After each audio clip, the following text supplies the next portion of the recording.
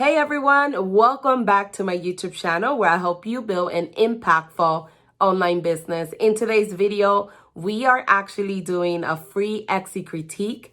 This is one of the many free critiques I do every single month. So you might be an actual winner today. So make sure that you watch this video all the way to the end to see if you are the lucky winner. Now, if this is your first time visiting my YouTube channel, consider subscribing today. I do upload weekly videos to help you build an impactful Etsy business. And don't forget to grab this free Etsy SEO guide that will help you get started the right way by optimizing your store and listings for SEO. You will find the link right below the video. So let's head over to my computer to see who is today's lucky Etsy critique winner. So here we have today's lucky Etsy shop winner. The store is called Little Whimsy, and congratulations for being today's critiques winner. Guys, I'm trying to create a sense of community where we all come together, we help each other grow. If you have any tips and tricks for her, please leave them in the comment below. We could all learn from each other. I'm sure that you guys know things that I don't know and vice versa. So let's go ahead and help each other. Make sure that you watch this video all the way to the end because everything that I'm going to be talking about today could be applicable for any type of niche. So let's go ahead and get started and let's go ahead and begin this critique. So the listing that I'm doing a critique on is this one here. It's the raccoon bodysuit.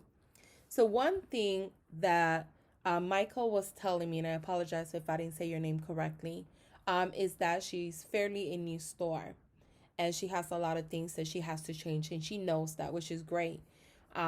One thing that I did notice that if you are a new store, you do have a lot of listings. You got quite a few. You're actually working really hard, which is amazing. The downside of rushing things and opening a store and adding a whole bunch of listings is that what I always try to tell people is focus on the quality of one listing at a time because it does affect you in the long run. And I'm going to explain that right now, what exactly I'm talking about. When you upload a new listing, there's something called the listing quality score. This is something that the Etsy talks about in their handbook. And basically, when you upload a listing, based on how people interact with that listing, when people are engaging, how people are people clicking, are people buying from you? Based on how your listing does in the because when you upload a new listing, it has a neutral score. It doesn't have any score, and they're gonna show you listing. I'm assuming on the first and second page of Etsy, like because they want to show it to more people to see how people interact with it, and you have a really good potential to become a bestseller or rank higher in the search feed than other listings actually do.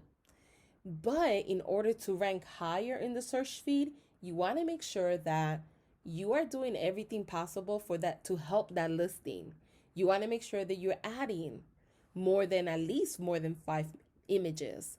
You want to make sure that you're optimizing your listing for SEO. Like you have your title, you have your meta description, you have optimized your full listing with the additional tags, you have your category correctly, you have good pricing done correctly. All of these things, everything collectively helps you probably, right? Because it's not guaranteed, but helps you probably gain higher authority in the search feed, meaning that your listing will be placed higher in the search feed, and it will probably help you maybe become a bestseller depending on how many people are buying, right? Or if you don't have a lot of photos, you are missing some elements in your listing description, like you don't have everything and anything the customer should know. Maybe you didn't optimize your listing completely for SEO, so therefore you're not ranking for multiple keywords. So what does that do for your listing? It doesn't help you have a higher quality score. Because if you didn't optimize your listing, then Etsy is not going to show your listing to the people that are actually searching for it. I hope that helps everyone right now, what I just said. When you open a new store, don't rush through your listing. Don't just start adding listings and say, I will fix that later. I will add more pictures later. I would fix the listing description later. I will fix the SEO later. Do it as you go. If you add one listing per day, then make that listing the best listing possible. We always gonna go back and edit stuff. We're always gonna go back and add more photos or change photos, because as you start doing your business, you get better and better and better, and therefore you start nitpicking like, oh, I could do a better photo, I could optimize this better. However, don't just upload a listing just for the sake of it and sacrifice that particular listing from ever ranking high. That's what's happening with these particular listings. It's not saying that your listing will never rank or that you're not going to get traffic. It just means that you didn't give it the best possibility of this listing ranking because you're missing photos. And on top of that, even though you have your main keyword in your title, your main keyword in your meta description, and you do have it as a tag, another issue is that you didn't optimize this for SEO. So if you were to rank for any keyword, it would be just for one right now. It wouldn't be for the other 12 that you added because you didn't add the tags here. So it's going to be a lot harder for you to rank for those particular keywords. The more you want to make sure that you organically not only use them as tag, but you want to include them in your listing description. That way you have a higher probability of when people are searching for these keywords, your listings show up, and hopefully they'll go ahead and click. And based on everyone engaging with your listing, if many people engage with it, then hopefully, right, you will rank higher in the search feed once they assign that listing quality score for your particular listing. So definitely start doing that from here on. And then I will still go back and fix all of my listings for sure, but do that from here on. Just focus on one listing at a time, add as many pictures, make sure it's optimized for SEO, make sure that your title keyword, your meta description, and also your tag matches exactly, and so on. So my first suggestion is add 5 photos or more. There's a video now that you could add. So you could add a video of your product, of your bodysuit, or you could add a video of your reviews. I know you only have 2 currently, which is fine, but you could do that as well. I did a video on that a couple days ago, and that's just another way to get another creative way to show off your reviews. So that would be my suggestions for your photos. For your title, I think you did pretty good, but keep in mind your title does get truncated. So you don't need to have a super long title. You want to make sure that your title has your focus keyword in the beginning, which you actually did that, which is great. And then you want to make sure that it has a description of what you're selling, but then optimize with tags so you could rank for those as well. So it has to be a combination of when the customer is reading, is easy to read, easy to follow along. They're not confused on what they're reading, but then you also want to make sure that is optimized for SEO. So I think you did a decent job, but keep in mind that whatever you put here becomes your title of your page. So your title right now is raccoon bodysuit, gender neutral bodysuit. So it doesn't sound the best, but if you have something like raccoon bodysuit that is gender neutral, get yours today, that sounds a little bit better as a title, because this is what people see, right, in Google. So a title that flows a little bit better, usually people are easier. It's easier for someone to read versus a title that has tons of keywords. So if you go to Google right now, right, and you type in red t-shirt, this is what we're talking about. This is your title, and then this is your meta description. And this is an off-page SEO factor that makes people want to go ahead and click to learn more about your product. So you don't want to necessarily have something like this. Is a little bit better because it has free shipping, it has their main keyword in the front, and that's more enticing for someone to want to click because it does say free shipping. So you got to think about that, because this is the title. This is what people see. So if your title has a whole bunch of keywords and when people are reading it, it doesn't really make sense, it does confuse people. I know personally for me, I have learned that lesson the hard way. I'm actually switching all of my titles It's taking me forever because I have I have a store that has many listings. So I'm doing that one first because that's the one that I make the most money from. But it is time consuming to change. So just keep that in mind, but it is necessary. But I think that you did a pretty good job in your title, matching it with your meta description. And this is your meta description is a bit too long, so you will need to work on it. I'm using eRank Pro, and it's a tool for Etsy sellers. You could plug in your store, and it gives you information. You could do keyword research. You could look at trends. You could see your listings, where they rank, etc. And this is what people see right now. And after also adorable, this, and then it gets cut off. So you want to make sure that you um, change the wording here, and make it smaller because you want to make sure there's under 155 characters. And like I said, you want to include your main keyword, which you have it here, a short description of what you're selling. And I always tell people add a call to action. So a call to action is click to learn more, or click to grab yours today, or click to shop now. And that's going to help you with your click-through rate. Or essentially what you want is you want people to click when they find you on Google, and then head over to your store, and then possibly go ahead and engage with your brand. And the more they look at your store and the more they engage with your brand, hopefully the higher the probability you'll have of getting a sale. So definitely you want to work on making this a little bit smaller.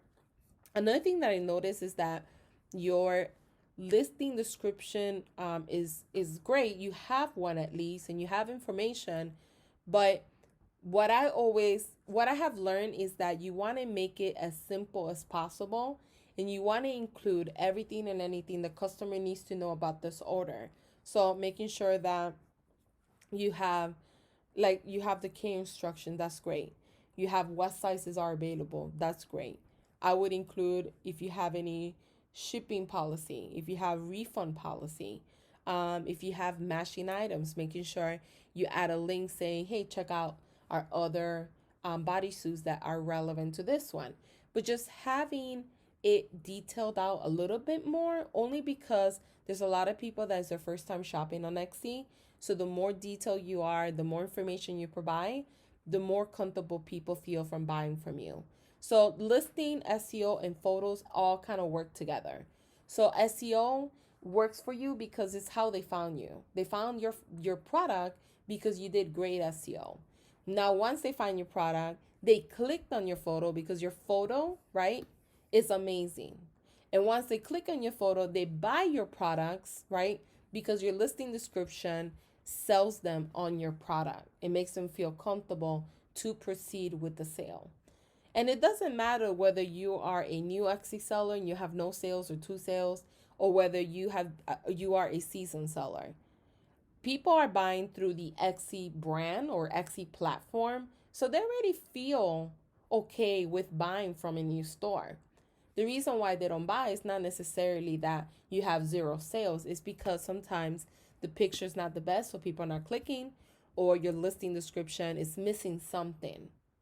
So what I try to include in my listings when I'm writing something is I really try to include anything and everything the customer might think of, because one, it avoids unnecessary messages, two, it avoids any confusion, and three, hopefully by me being so descriptive and including everything that the customer might ask me or might want to know about this listing, they'll feel comfortable enough to proceed with the order. So that's what I would recommend for you. I think you did a good job having right here your link.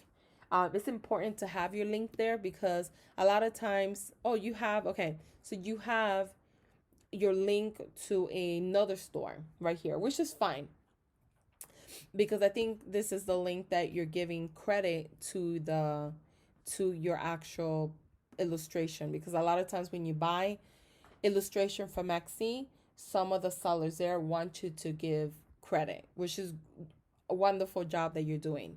What I would do is this.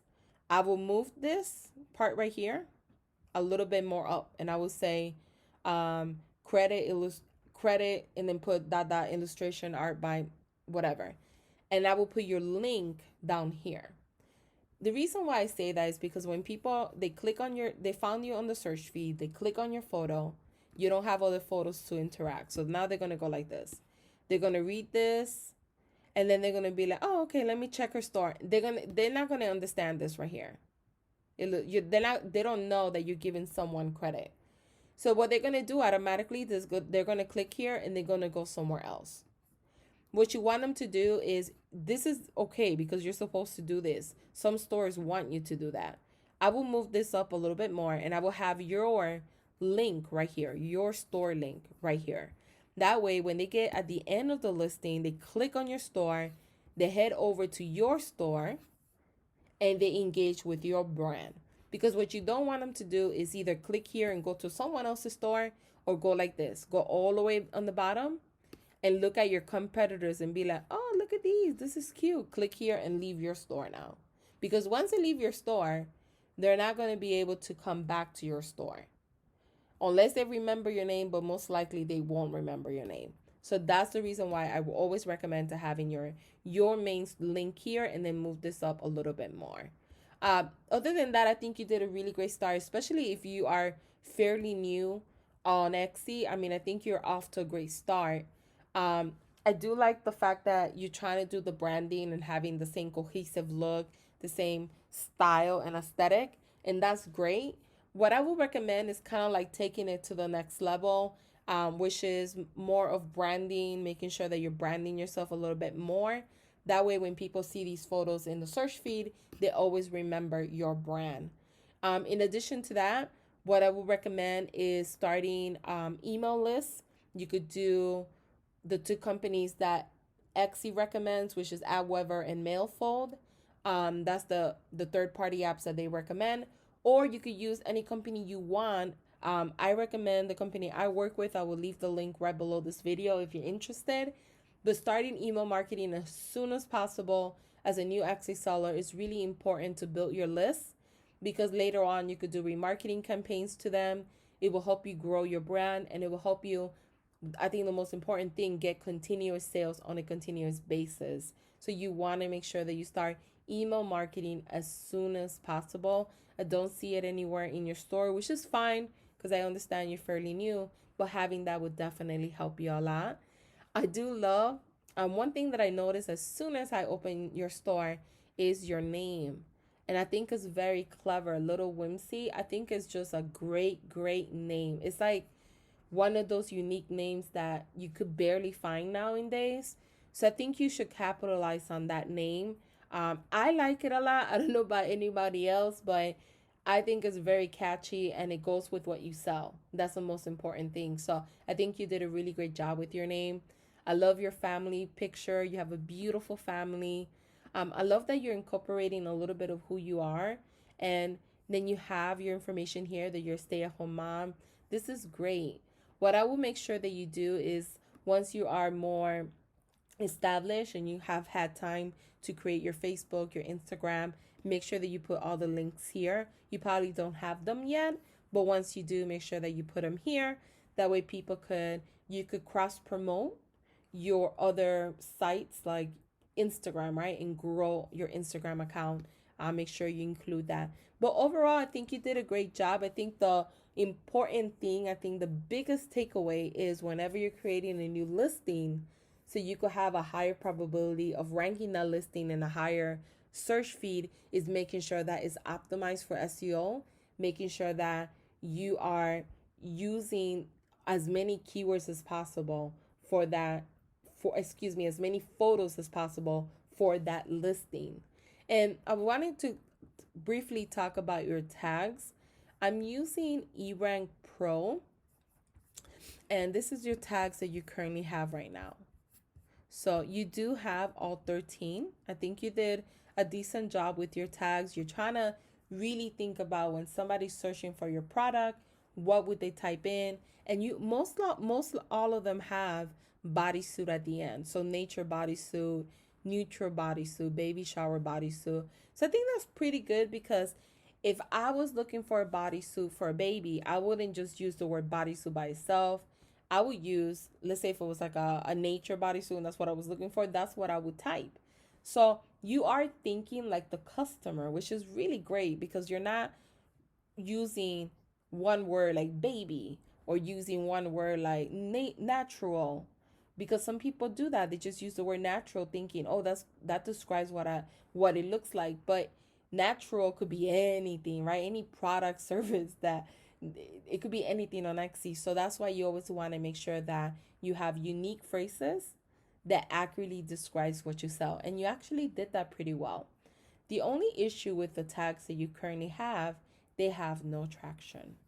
They have no average search volume, which means that people are not really searching for these keywords at the current moment. It doesn't mean that in a couple months from now, like holiday season and like the New Year's, that these numbers wouldn't necessarily change. They could change. I know for me personally, I'm in the wedding industry, and a lot of the tags that I normally get a lot of search volume are very low right now, especially during the peak season of wedding, which is March to July or March to August, let's say, because of the pandemic. The numbers are look way different than they did last year. So it could be the same reason for you. However, what you want to make sure that you do is that the keywords that have over 50,000, like these, are super competitive. I will remove these automatically. The sweet spot that I have found that works best for me is 30,000 or less. Anything with like 30,000 and up is almost, unless I rank for that keyword and I got lucky and I became a bestseller, is almost impossible. It doesn't mean it's not possible, but it's almost impossible to rank for keywords that are very competitive. Like you better have a solid picture, you better have everything optimized correctly, and then maybe you have a greater chance, right, of ranking. But I will get rid of these two right here because they're not really helping you at the current moment. And what I would do is maybe keep these for now and find two additional keywords that you could use that have at least search volume of 500 with competition of 30,000 or less. But keep in mind when you're doing keyword research, I recommend using tools Keyword Explorer for your keyword research. When you're doing keyword research, if you still can't find tags that have a monthly search volume with 500 or more with competition of 30,000 or less, it could just be possibly that right now, because of the pandemic, people are not searching for this. And you might have to wait 90 days from today and reevaluate your tags again. Or you might have to pick those tags that are super competitive and take a chance to see if you will rank for them. It doesn't mean that you won't, right? Maybe you can rank for one or two, but it's solely based on how people interact with your listing. So if a lot of people are buying and a lot of people are engaging with your listing, then yeah, you will rank for them. But if a lot of people are not, because of whatever problem you might have, maybe the image is a problem, maybe your listing copy is the problem, maybe the tags that you choose is the problem. But if you have all three done really, really well, then you have a higher probability of possibly ranking for a tag that's very popular. And when that happens, that actually benefits you because that means that that popular tag might get like 10,000 monthly searches, and now you're constantly getting traffic all the time. So it's not like a negative thing, it's just making sure that you have those three elements put together in order to be able to rank, right, for that particular keyword, which is what we were talking about in the beginning. So those are my tips for your store. I think you're off to a great start. You should be very proud of yourself.